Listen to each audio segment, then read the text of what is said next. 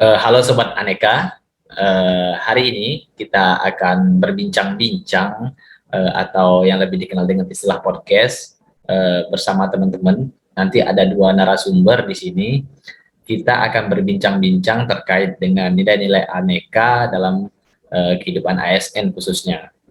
Sebelumnya perkenalkan, saya Muhammad Mutafin. Saya adalah peserta Latsar Angkatan 10 tahun 2021. Nanti di podcast ini saya akan ditemani oleh dua orang narasumber, yaitu dari CPNS Bawaslu, yang satu penempatan Bawaslu Provinsi Bengkulu dan satu lagi Bawaslu Provinsi Jambi. Nah, di sini nanti kita akan mengulas lebih jauh bagaimana sih penerapan nilai-nilai aneka dalam kehidupan ASN yang telah mereka jalani selama ini. Tapi sebelumnya kita tunggu terlebih dahulu teman-teman kita untuk join. Sepertinya lagi proses persiapan. Oke, masih menunggu untuk mereka join.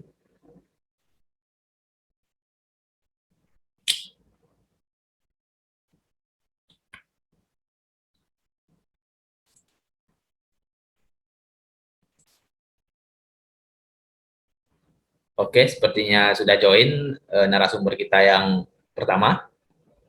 Halo, selamat sore Pak Basra, Mas Basra.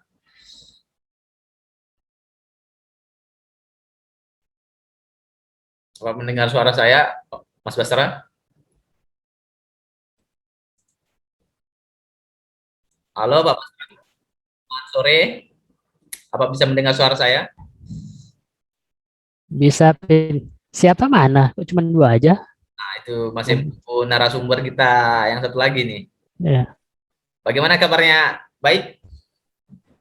Alhamdulillah baik. Alhamdulillah ya. Ya.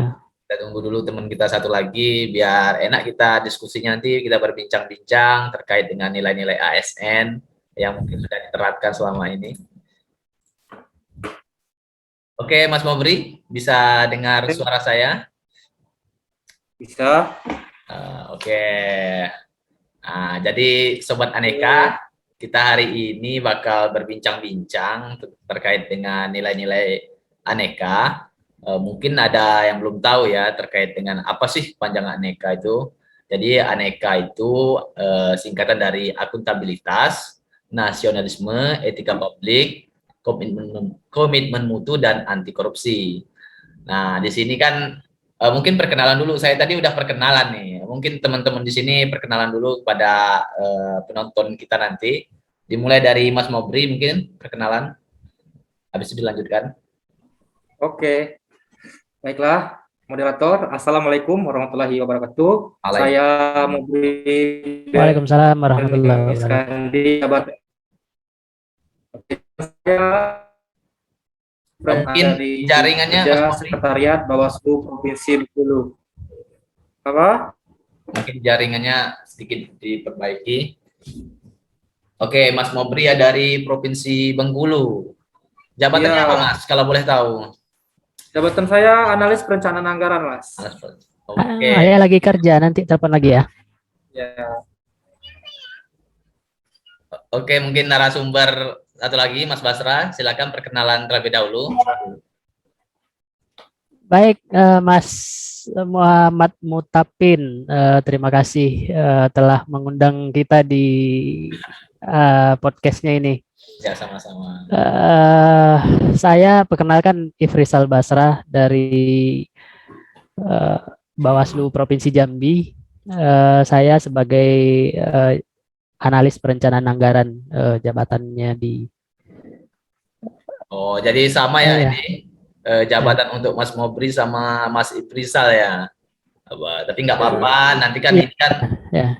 Unitnya berbeda. Jadi saya yakin pengimplementasian nilai-nilai aneka itu berbeda tiap provinsi kan.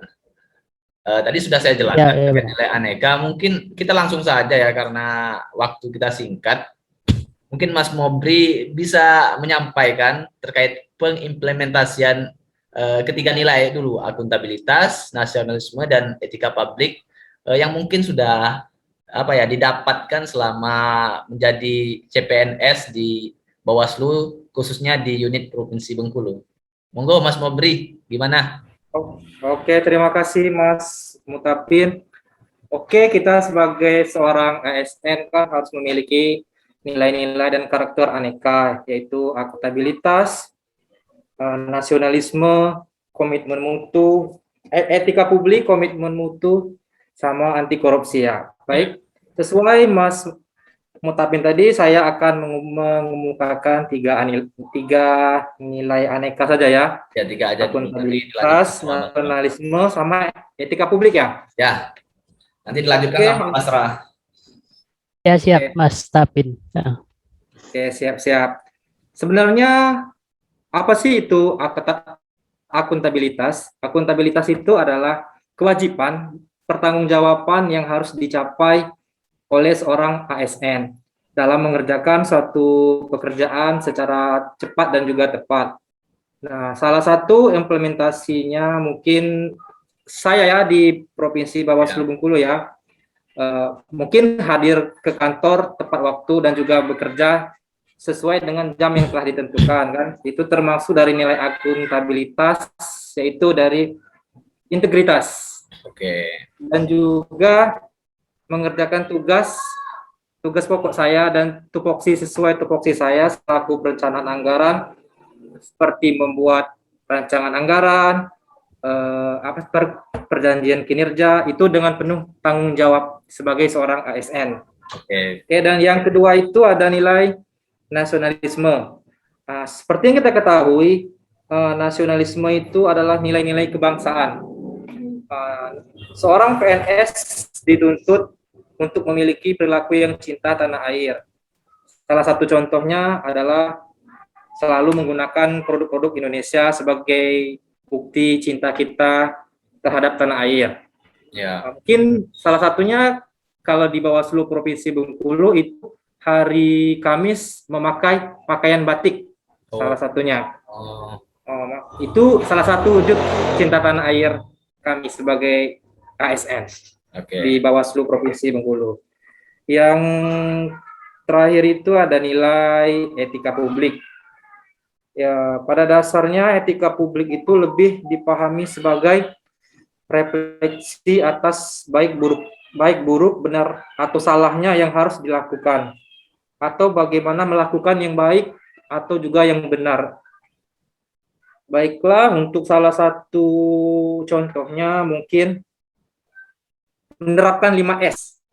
5S, apa itu 5S itu Mas Mobri? 5S itu salam, sapa, senyum, sopan, dan santun. Ya, kita harus memiliki 5S kan sebagai seorang ASN yang beraneka, terutama kepada rekan-rekan kerja sih. Mungkin kan kita ke kantor kerja nggak salam, sopan, dan juga terutama kepada atasan kan. Kalau kita nggak, itu ya kita nggak jadi ASN yang beraneka lah kalau kurang gitu. Oke, Mas Mobri, kalau saya boleh tanya, untuk pengamatan dari Mas Mobri sendiri, gimana kalau penerapan secara keseluruhan di Bawaslu Bengkulu? Apakah pengimplementasian 3 nilai tadi sudah cukup baik atau ada nggak yang perlu diperbaiki lagi atau dioptimalkan seperti itu? Dari ketiga nilai ya. Mungkin etika publik kayaknya yang masih agak kurang ya. Karena itu? Ya kayak 5S tadi, masih banyak teman-teman yang belum menerapkan, yang kurang sapa, senyum gitu di Bawaslu. Nah, mungkin salah satu nilai ini yang mungkin harus kita optimalkan di Bawaslu Provinsi Bengkulu. Oke, itu mungkin Mas. Oke, berarti dari pengamatan Mas Mobri itu di Bengkulu sudah cukup bagus ya penerapan ketiga nilai tadi, akuntabilitas, nasionalisme, dan etika publik. Selanjutnya mungkin ke Pak Basra ya, terkait 2 nilai aneka lagi, yaitu komitmen mutu sama anti korupsi. Bagaimana nih Mas Basra setelah kurang lebih 6 bulan ya menjadi CPNS di Bawaslu Provinsi Jambi? Mungkin bisa sharing-sharing kepada kita di sini dan penonton nanti yang akan melihat podcast kita ini. Monggo. Ya, terima kasih Mas Mutapin. Tadi sudah disampaikan Mas Mobri ya, 3 nilai aneka di awal. Itu ada akuntabilitas, nasionalisme, etika publik, dan yang keempat itu ada komitmen mutu. Ya. Nah, komitmen mutu itu adalah bagaimana kita menciptakan sebuah produk, baik itu berupa barang, layanan, dan segala macamnya itu dengan semaksimal mungkin gitu. Jadi mutu itu berbicara kepada hasil. Jadi ada nilai-nilai pada komitmen mutu itu seperti efektivitas, efisiensi, inovasi, dan berorientasi pada mutu gitu kan. Nah, selama ini banyak kita temukan di wacana-wacana yang dibangun di masyarakat bahwasanya pelayanan publik di Indonesia itu belum maksimal gitu.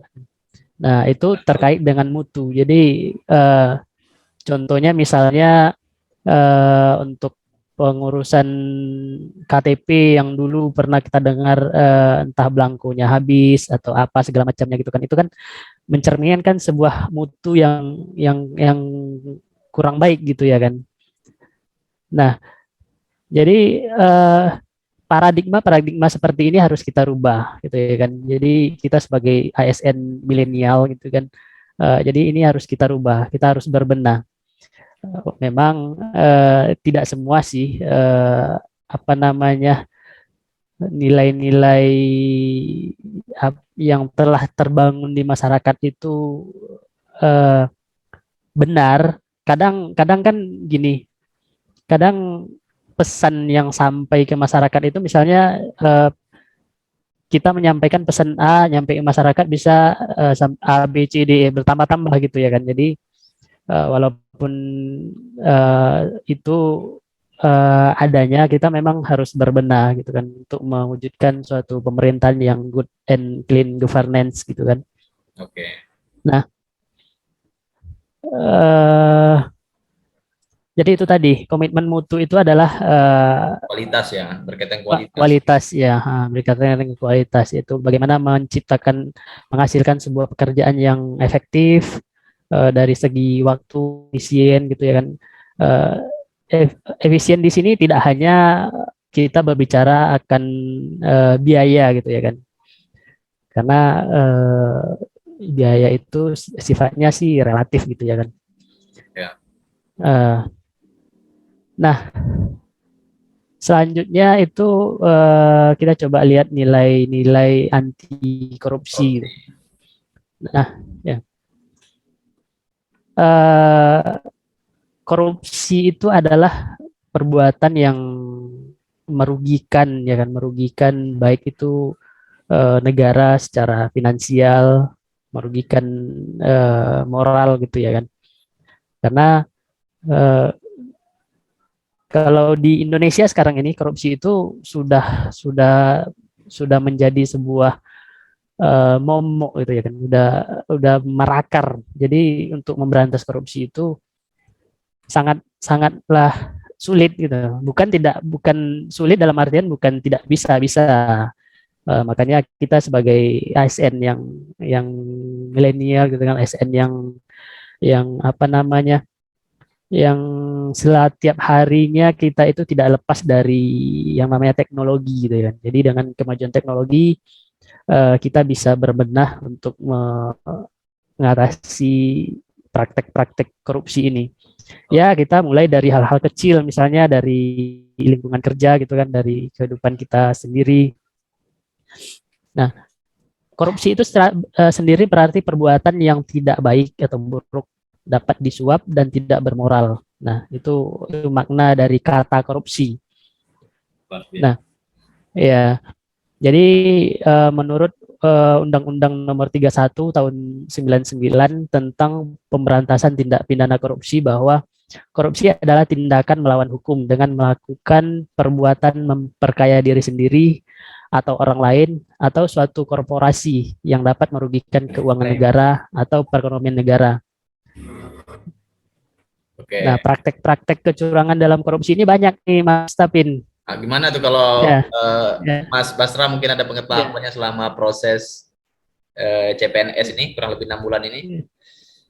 Ya, praktek-praktek korupsi ini seperti yaitu tadi menimbulkan kerugian keuangan negara, itu kan bisa berbentuk suap menyuap, pemerasan, eh, penggelapan dalam jabatan gitu ya kan, eh, benturan kepentingan dalam misalnya seorang ASN memiliki usaha di luar yang berkaitan langsung dengan jabatannya gitu ya kan, itu bisa menimbulkan praktik-praktik korupsi. Tidak tidak hanya hal itu sih, dalam hal kecil bentuknya mungkin seperti ya absensi gitu ya kan. Jadi eh, datang tepat waktu itu merupakan suatu bentuk dari perbuatan eh, anti korupsi gitu ya. Oke, Jadi boleh saya stop, Pak Basra, Mas Basra, boleh boleh saya. saya. Ya, ya. Eh, ini sekarang kan kalau kita kaitkan dengan kebijakan pemerintah yang memperlakukan PPKM khususnya di Jambi kan level 4. Itu Iya. berpengaruh tidak terhadap nilai-nilai aneka tadi, khususnya mungkin yang dari Mas Basra sebutkan atau nilai-nilai aneka yang sebelumnya disebutkan Mas Mobri. Ada nggak maksudnya kaitan dengan nilai aneka dari kebijakan PPKM tersebut? Menurut saya sih ya pastinya ada lah ya, karena eh, dengan kebijakan PPKM ini kan pembatasan kegiatan masyarakat gitu kan. Jadi eh, seperti kita di kantor yang biasanya 100% itu WFO ya kan. Jadi dengan adanya kebijakan PPKM 25% WFO, 75% WFA, ini tentunya akan berpengaruh dengan eh, apa namanya produktivitas pekerjaan akan mempengaruhi. Eh, Ya, menurutnya produktivitas itu tentunya kalau kita kaitkan dengan nilai-nilai aneka tadi itu ya ini apa namanya tidak terciptanya mutu kinerja yang baik gitu ya kan. Dan banyak lagi sih ya, misalnya seperti absensi gitu ya kan. Kalau absensinya di kantor pakai pinjer itu kan kita nggak bisa ini harus datang gitu kan. Kalau kalau absen pakai eh, handphone gitu mungkin bisa di mana saja, kita nggak posisi nggak di rumah atau di mana gitu ya kan, di luar kota bisa nggak lakukan absen. Itu kan bentuk-bentuk salah satu bentuk-bentuk kecurangan juga, menurut saya sih seperti itu Mas Tapin. Oke, terima kasih Mas Basra. Kalau Ya, Mas Mobri sendiri gimana? ya. Boleh tidak Mas dijelaskan dikit kalau terkait dengan kebijakan PPKM ini? Ada nggak pengaruh terhadap akuntabilitas, mungkin disiplin juga seperti yang disebutkan Mas Basra tadi terhadap apa ya kinerja dari pegawai yang ada di ini unit Provinsi Bengkulu khususnya? Oke, terima kasih Mas Mutapin. Ya, jawabannya sih hampir sama sih seperti Mas Basra. Tentunya dengan kebijakan PPKM ini akan menurunkan produktivitas dan juga efisienan kita dalam bekerja. Ya, seperti yang dibicarakan Mas Basra, kita yang seharusnya 100% di kantor menjadi 25%. Ya, tentunya sangat berpengaruh sih untuk produktivitas kita kerja, dan juga apa namanya itu sangat berpengaruh sih terhadap nilai-nilai akuntabilitas, diantaranya kita datang tepat waktu itu dengan adanya kebijakan PPKN, salah satunya ya kita datangnya terlambat karena WFA WFO kan biasanya kan ada gitu kan.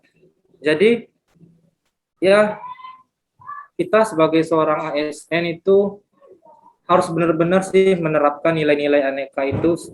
Contohnya saja kayak ya yang Mas Basra utarakan tadi, kayak absen kan, karena adanya kebijakan PPKN untuk mengurangi penyebaran virus COVID ya di kantor, salah satunya dengan nggak diadakannya lagi apa sih fingerprint. Nah, itu salah satu bentuk kita ya dalam melawan virus COVID.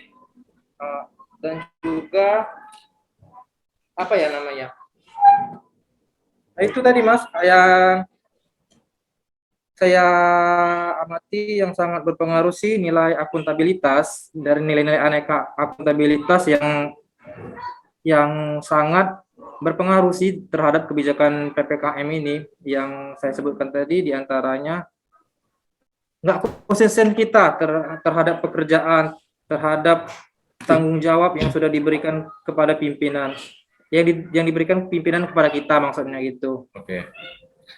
Oke, makasih Mas Mobri. Berarti kalau saya simpulkan memang kebijakan PPKM ini memang cukup berpengaruh ya terhadap penerapan nilai-nilai aneka ya dalam instansi pemerintahan, khususnya ASN. Namun di sisi lain ya kita harus memang mau tidak mau ya, karena ini untuk mencegah penyebaran virus yang lebih luas. Iya benar. Iya. Karena gini, dengan mematuhi protokol kesehatan itu kita juga telah menerapkan nilai-nilai aneka gitu kan. Ya, Walaupun ada hal sisi-sisi lain yang bertentangan dengan nilai-nilai itu gitu kan. Oke, luar biasa sekali memang narasumber kita berdua ini. Menurut saya pemaparannya cukup cukup singkat, tapi itu dapat gitu intinya. Nilai-nilai aneka ini memang harus diterapkan agar ASN sebagai pelayan publik itu bisa memberikan pelayanan yang maksimal kepada masyarakat, karena ya kepuasan masyarakat itu kan kepuasan utama. Untuk menciptakan ASN unggul, tentu penerapan nilai aneka ini menjadi hal yang mutlak, fardu ain kalau dalam Islam itu kan hukumnya. Iya benar Mas. Ya. Mungkin untuk di sini saya mungkin minta closing statementnya dari teman-teman ini untuk masyarakat, khususnya buat ASN milenial baik sekarang maupun nantinya, bagaimana sih untuk menjadi ASN yang unggul dengan menerapkan nilai-nilai aneka ini. Monggo dari siapa, Mas Mobri mungkin? Oh ya, terima kasih Mas.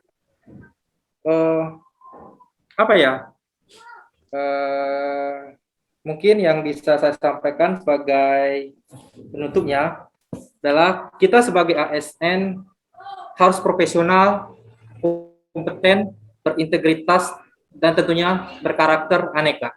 Oke, saja Mas. Oke, Mas Basra mungkin closing statementnya. Oke, terima kasih Mas Tapin. Singkat saja. Kalau saya singkat saja sih. Untuk dapat mewujudkan fungsi aparatur sipil negara yang profesional, aneka itu memang harus menjadi hal yang wajib untuk kita laksanakan, baik di tataran individu, instansi maupun di tataran ke pemerintahan gitu ya. Nah, saya menghimbau, ayo kita konsisten, kita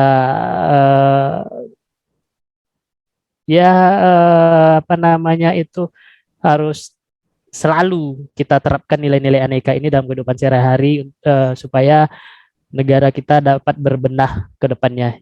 Saya rasa seperti itu, Mas Mutapin. Oke, bagus sekali closing statement dari kedua narasumber. Mungkin demikian pertemuan kita hari ini. Mungkin nanti ada podcast lanjutan yang bisa disampaikan oleh Mas Mobri sama Mas Ifrizal. Iya, siap Mas. Siap. Sebagai ASN memang harus menaati, menjalankan nilai-nilai aneka. Sekali lagi saya ucapkan terima kasih kepada Mas Ifrizal, Mas Mobri. Terima kasih Mas. Baiklah Sobat Aneka, mungkin demikian bincang-bincang kita pada sore hari ini dari kami bertiga dalam memenuhi tugas dalam pelatihan dasar CPNS ini. Kami akan undur diri. Saya Muhammad Mutapin. Saya Ifrizal Basra. Saya Mobri Berniang Iskandi. Salam beraneka. Salam beraneka. Beraneka.